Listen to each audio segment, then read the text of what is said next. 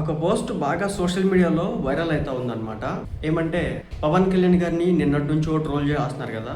విజయ్ గారు ఏదో వీళ్ళ మద్దతుతో గెలిచినట్టు ఒక ఎమ్మెల్యే చెప్తా ఉంటాడు. వీళ్ళు ఫోటో పెట్టుకోవడం కారణంగానే, జగన్మోహన్ రెడ్డి గారి ఫోటో విజయ్ పట్టుకోవడం కారణంగానే ఈ రోజున అక్కడ 108 స్థానాలు వచ్చినట్టుగా ప్రగల్భాలు పలుకుతా ఉన్నాడు. మరో పక్క చూసుకుంటే కనుక పవన్ కళ్యాణ్ ఏంటి సింగిల్ గా పోటీ చేస్తుంటే ఆయనే గెలిచేవాడు కదా, టీడీపీకి ఊడికి ఎందుకు చేస్తున్నాడు, జెండా కూలి పని ఎందుకు చేస్తున్నాడు అని చెప్పేసి ఇంకొకటి అంటాడు. ఇలా ఒకటి కాదు రెండు కాదు, నిన్న నుంచి నేరేటివ్ స్టోరీస్ అయితే చాలా గట్టిగా నడిపే ప్రయత్నం అయితే ఒక పార్టీ అలా టీవీ ఛానళ్ళు, అలా యూట్యూబ్ ఛానల్స్, వాళ్ళ వెబ్సైట్లు, వాళ్ళ పత్రికలు అన్నిట్లో కూడా ప్రచారం చేయడం జరుగుతుంది. అయితే పవన్ కళ్యాణ్ ఒంటరిగా పోటీ చేస్తే సీఎం అయ్యేవాడు అనే వాళ్ళు ఒక్కడు కూడా ఆయన ఓటేయలే. కానీ అది పక్కన పెడితే, ఎందుకంటే వాళ్ళకి ఎవరికి కూడా పవన్ కళ్యాణ్ గెలవడం ఇష్టం లేదు.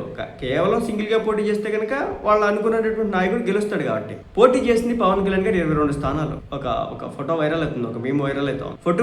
పోటీ చేసింది 22 అసెంబ్లీ స్థానాలు, నెగ్గింది 22కి 22. అది పవన్ కళ్యాణ్ గారు. ఇక విజయ్ విషయానికి వస్తే కనుక పోటీ చేసింది 234 స్థానాలు, నెగ్గింది 108 స్థానాలు.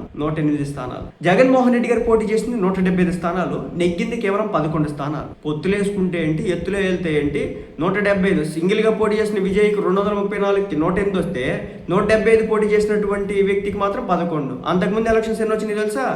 175కి 151 వచ్చినాయి. అది మధ్యలో 5 లేచిపోయి 11కి పడ్డారు. అయినా కానీ పవన్ కళ్యాణ్ పొత్తు పెట్టుకోకూడదు, పవన్ కళ్యాణ్ సింగిల్గా పోటీ చేస్తే ఆంధ్రాలో విజయ్ అయ్యేవాడు. ఏంటయ్యేది? ఎలా వ్యూహరచన వేసుకోవాలి, ఎలా వెళ్ళాలో ఆ వ్యక్తికి తెలియదే. తోడు పవన్ కళ్యాణ్కి రాజకీయం నేర్పెట్టాడే.